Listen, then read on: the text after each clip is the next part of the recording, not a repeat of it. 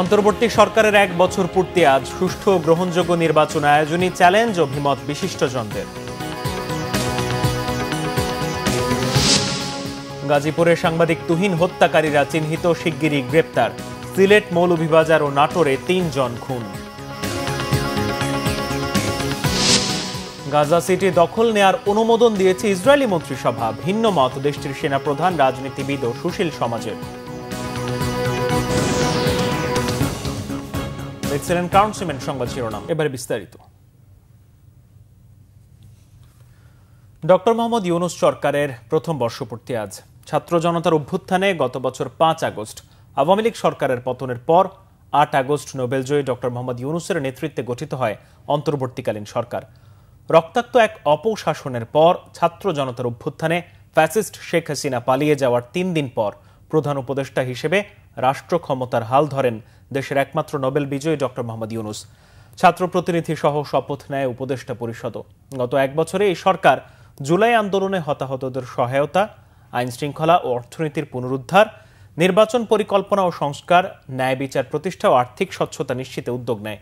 দায়িত্ব নেয়ার পর ছাত্র জনতার বিরুদ্ধে আওয়ামী লীগের দায়ের করা মামলা প্রত্যাহার, জুলাই আন্দোলনে নিহতদের ঘটনা জাতিসংঘের মাধ্যমে তদন্ত করা, এছাড়া বিএনপি চেয়ারপারসন বেগম খালেদা জিয়াকে নির্বাহী আদেশে ক্ষমা করে সরকার।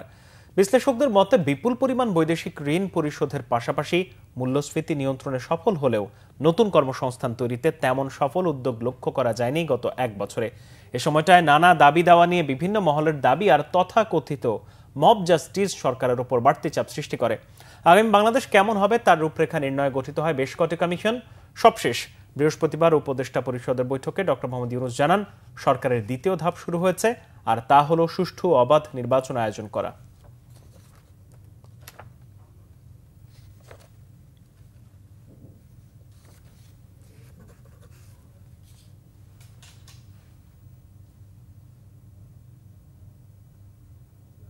রাষ্ট্রদ্রোহ, অন্যায়ভাবে প্রভাব খাটিয়ে প্রহসনের নির্বাচন দেওয়ার অভিযোগে রাজধানীর শেরেবাংলা নগর থানায় দায়ের করা মামলায় সাবেক প্রধান নির্বাচন কমিশনার কাজী রকিবউদ্দিন আহমেদ ও ২ নির্বাচন কমিশন সচিব সহ ১২ জনের দেশত্যাগে নিষেধাজ্ঞা দিয়েছে আদালত। বৃহস্পতিবার মামলার তদন্ত কর্মকর্তার আবেদনের ভিত্তিতে ঢাকার মেট্রোপলিটন আদালতে আদেশ দেন। নিষেধাজ্ঞা দেয়াদের মধ্যে রয়েছেন সাবেক নির্বাচন কমিশনের অবসরপ্রাপ্ত ব্রিগেডিয়ার জেনারেল মোহাম্মদ জাভেদ আলী, মোহাম্মদ শাহনেওয়াজ, মোহাম্মদ রফিকুল ইসলাম, কবিতা খানম, অবসরপ্রাপ্ত ব্রিগেডিয়ার জেনারেল আহসান হাবিব খান, মোহাম্মদ আলমগীর, আনিসুর রহমান, সাবেক নির্বাচন কমিশন সচিব হেলাল উদ্দিন আহমদ ও মোহাম্মদ সাদিক। আদালতের আদেশে বলা হয়েছে তারা বর্তমানে পলাতক আছেন। মামলার সুষ্ঠু তদন্তের স্বার্থে তাদের বিদেশ গমনে নিষেধাজ্ঞা জারি করেছে সরকার। গাজীপুরে চাঁদাবাজি নিয়ে লাইভ করার পর স্থানীয় সাংবাদিক আসাদুজ্জামান তুহিনকে কুপিয়ে ও গলা কেটে হত্যা করেছে দুর্বৃত্তরা। এদিকে তুহিন হত্যায় জড়িতদের চিহ্নিত করা হয়েছে, শিগগিরই গ্রেপ্তার করা হবে বলে জানিয়েছে পুলিশ। গতকাল রাত 8:45টার দিকে গাজীপুর মহানগরীর ব্যস্ততম চান্দনা চৌরাস্তার মসজিদ মার্কেটের সামনে এই ঘটনা হয়। একটি চায়ের দোকানে বসেছিলেন তুহিন। এ সময় হঠাৎ কয়েকজন দুর্বৃত্ত তাকে ঘিরে ধরে। ধারালো অস্ত্র দিয়ে লোকজনের সামনেই কুপিয়ে ও গলা কেটে হত্যা করে পালিয়ে যায় তারা। চান্দনা চৌরাস্তা এলাকায় ফুটপাথ ও দোকানপাট থেকে চাঁদাবাজি নিয়ে বৃহস্পতিবার বিকালে লাইভ করেন সাংবাদিক তুহিন। এরপর রাত 8টার দিকে নিজ ফেসবুকে একটি ভিডিও পোস্টের জেরে এই হত্যাকাণ্ড হয়। তুহিন ছিলেন দৈনিক প্রতিদিনের কাগজ পত্রিকার গাজীপুরের স্টাফ রিপোর্টার। তিনি ময়মনসিংহের ফুলবাড়িয়া থানার ভাটিপাড়া গ্রামের হাসান জামালের ছেলে। পরিবার নিয়ে থাকতেন চান্দনা চৌরাস্তা এলাকায়। এদিকে সিলেটে যুবক ও মৌলভীবাজারে ব্যবসায়ীকে খুন করা হয়েছে। এছাড়া নাটোরে প্রাইভেট কার চালককে গলা কেটে হত্যা করেছে দুর্বৃত্তরা।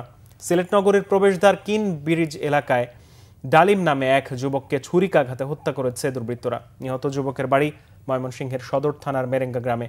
পুলিশ জানায় বৃহস্পতিবার রাত 11:30টার দিকে ডালিমকে ছুরিকাঘাত করে পালিয়ে যায় কয়েক যুবক। এ সময় স্থানীয়রা তাকে উদ্ধার করে হাসপাতালে নিয়ে গেলে চিকিৎসক মৃত ঘোষণা করেন।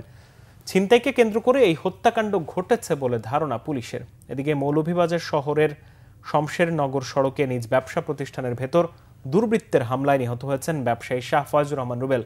গতকাল সন্ধ্যায় নিজ ব্যবসা প্রতিষ্ঠান এফ রহমান ট্রেডিংয়ে ঢুকে ওই ব্যবসায়ীকে ছুরিকাঘাত করে দুর্বৃত্তরা।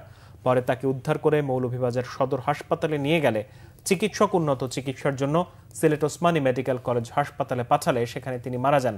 নিহত ব্যবসায়ী রুবেল কুলাউড়ার কাদিপুরের গোবিন্দপুর গ্রামের বাসিন্দা। অন্যদিকে নাটোরের লালপুরের গোপালপুরে সাইদুর রহমান নামে এক ব্যক্তিকে কুপিয়ে হত্যা করেছে দুর্বৃত্তরা। বৃহস্পতিবার রাত 11:30টার দিকে Gopalpur North Bengal sugar mills উচ্চ বিদ্যালয়ের পাশে এই ঘটনাটি ঘটে। নিহত সাইদুর রহমান কুষ্টিয়ার ভেড়ামারা বামনগ্রাম এলাকার আলতাফ হোসেনের ছেলে। এবার আন্তর্জাতিক প্রসঙ্গ। সমালোচনার মুখে পদত্যাগ করেছেন বাংলাদেশি বংশোদ্ভূত ব্রিটিশ মন্ত্রী রুশনারা আলী। পদত্যাগপত্র গ্রহণ করে মন্ত্রী হিসেবে রুশনারার অবদান আর পরিশ্রমের প্রশংসা করেছেন প্রধানমন্ত্রী কিয়ার স্টারমার। ব্রিটিশ প্রধানমন্ত্রীর কার্যালয়ে 10 ডাউনিং স্ট্রিট বৃহস্পতিবার এক বিবৃতির মাধ্যমে গৃহহীন বিষয়ক মন্ত্রী রুশনারা আলীর পদত্যাগের বিষয়টি নিশ্চিত করেছে। প্রধানমন্ত্রীকে পাঠানো পদত্যাগপত্রে রুশনারা লিখেছেন, সরকারের উচ্চাকাঙ্ক্ষী কাজের পথ সুগম রাখাতেই এমন সিদ্ধান্ত। সেই সাথে তার অবস্থান যেন বিভ্রান্তির কারণ না হয় সেটিও পদত্যাগের সিদ্ধান্তে ভূমিকা রাখছে। যুক্তরাজ্যের পার্লামেন্টে প্রথম বাংলাদেশি বংশোদ্ভূত এমপি ছিলেন রুশনারা। মূলত নিজের মালিকানাধীন টাউন হাউস থেকে ভাড়াটিয়া উচ্ছেদ আর 700 পাউন্ড বাড়িয়ে ভাড়া দেওয়ার ব্যাপক সমালোচনার মুখে মন্ত্রিত্ব ছাড়তে হলো তাকে। পূর্ব লন্ডনের বো এলাকার ওই বাড়িতে মাসে 3,300 পাউন্ডে 4 জন ভাড়াটে থাকতেন। চুক্তি শেষ হওয়ায় গত বছরের নভেম্বরে 4 মাসের নোটিশে বাড়ি ছাড়তে বলা হয়। পরে বাড়িটি মাসে 4,000 পাউন্ড ভাড়ায় আবার তালিকাভুক্ত করা হয়, যা আই পেপার ফাঁস করে দিয়ে বিশেষ প্রতিবেদন প্রকাশ করেছে। গত বছর লেবার পার্টির রুশনারা বাংলাদেশি অধ্যুষিত লন্ডনের টাওয়ার হ্যামলেটসের বেথনাল গ্রিন ও স্টেপনি আসন থেকে 5বার নির্বাচিত হন। বাংলাদেশে আওয়ামী লীগ সরকারের সাথে দুর্নীতি সংশ্লিষ্টর অভিযোগ মাথায় নিয়ে গত 14 জানুয়ারি সিটি মিনিস্টারের পদ ছেড়েছিলেন লেবার পার্টির বাংলাদেশি বংশোদ্ভূত আরেক এমপি টিউলিপ সিদ্দিকী। সম্পূর্ণ গাজা ভূখণ্ড দখল পরিকল্পনায় অনুমোদন দিয়েছে ইসরায়েলের নিরাপত্তা বিষয়ক মন্ত্রিসভা। ভিন্ন মত দিয়েছেন ইসরায়েলের সেনাপ্রধান আয়াল জামির ছাড়াও রাজনীতিবিদ ও সুশীল সমাজের প্রতিনিধিরা। ইসরায়েলের প্রধানমন্ত্রী বেনিয়ামিন নেতানিয়াহুর দপ্তর জানিয়েছে, গাজা সিটি দখল করে যুদ্ধ বন্ধে 5টি মূলনীতিতে একমত হয়েছে নিরাপত্তা বিষয়ক মন্ত্রিসভা। এগুলো হচ্ছে হামাস নিরস্ত্রীকরণ, জীবিত বা মৃত ইসরায়েলি জিম্মিদের ফেরত, গাজা ভূখণ্ডকে অসামরিক এলাকায় পরিণত করা, গাজা ভূখণ্ডে ইসরায়েলি বাহিনীর নিয়ন্ত্রণ প্রতিষ্ঠা এবং হামাস ও ফিলিস্তিনি কর্তৃত্ব বাদ দিয়ে গাজায় বেসামরিক সরকার গঠন। বলা হয়েছে, পরিকল্পনা বাস্তবায়নের স্বার্থে ফিলিস্তিনিদের মানবিক ত্রাণ বিতরণ কার্যক্রম চলবে যুদ্ধক্ষেত্রের বাইরে।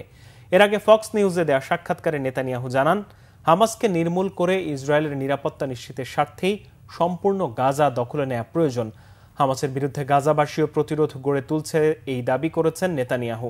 এই পরিকল্পনাকে খুবই বাজে বলেছেন ইসরায়েলের বিরোধী দলীয় নেতা ইয়ার লাপিদ। গাজায় যুদ্ধের সিদ্ধান্তে ইসরায়েলের জনমত উপেক্ষিত হচ্ছে বলেও অভিযোগ করেন তিনি। গাজা দখল পরিকল্পনায় শুরু থেকেই রাজি নন ইসরায়েলের সেনাপ্রধান আয়াল। এ বিষয়ে নেতানিয়াহুর সাথে তার দূরত্ব তৈরির খবর দিয়েছেন ঘনিষ্ঠজনরা। খেলার খবর ফুটবল। লাওসে এফসি নারী অনূর্ধ্ব-20 বাছাই ফুটবলে আজ তিমুর লিস্তের বিপক্ষে খেলবে বাংলাদেশ।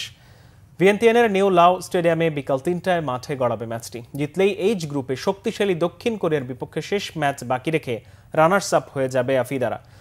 বাছাই পর্বে নিজেদের প্রথম ম্যাচেই দারুণ জয় পায় বাংলাদেশ। সাগরিকায় জোড়া গোলে 3-1 হারায় স্বাগতিক লাওসকে। পিটার বাটলারের উজ্জীবিত শিষ্যদের দ্বিতীয় ম্যাচে প্রতিপক্ষ তিমুর লিস্তে। গ্রুপের প্রথম ম্যাচে দক্ষিণ কোরিয়ার কাছে 9-0 গোলে হেরেছিল দলটি। তবে এই ম্যাচে গোলের হিসেবটাও মাথায় রাখতে হচ্ছে বাটলারের দলকে। সেরা 3 রানার্স আপে থাকার সম্ভাবনা জোরালো করতে ম্যাচটিতে জিততে হবে বড় ব্যবধানে। গ্রুপ পর্বে বাংলাদেশের শেষ ম্যাচ দুবারের চ্যাম্পিয়ন শক্তিশালী দক্ষিণ কোরিয়ার বিপক্ষে।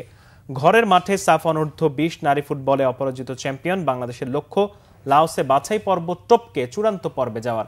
বাছাই পর্বে 8 গ্রুপে খেলছে 33টি দল। প্রতি গ্রুপের চ্যাম্পিয়ন ও সেরা 3 রানার্স আপ দল খেলবে চূড়ান্ত পর্বে। আগামী বছর 1 থেকে 18 এপ্রিল থাইল্যান্ডে হবে এএফসি অনূর্ধ্ব-20 নারী এশিয়ান কাপ চ্যাম্পিয়নশিপ।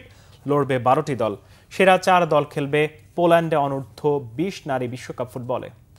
এই ছিল এখনকার মতো। পরের সংবাদ সকাল 11টায়। এছাড়া বাংলাভিশন সংবাদ ও সংবাদ সংশ্লিষ্ট অনুষ্ঠান দেখতে ভিজিট করুন www.bvnews24.com ও facebook.com/বাংলাভিশন নিউজে এবং সাবস্ক্রাইব করুন youtube.com/বাংলাভিশন নিউজ। ধন্যবাদ।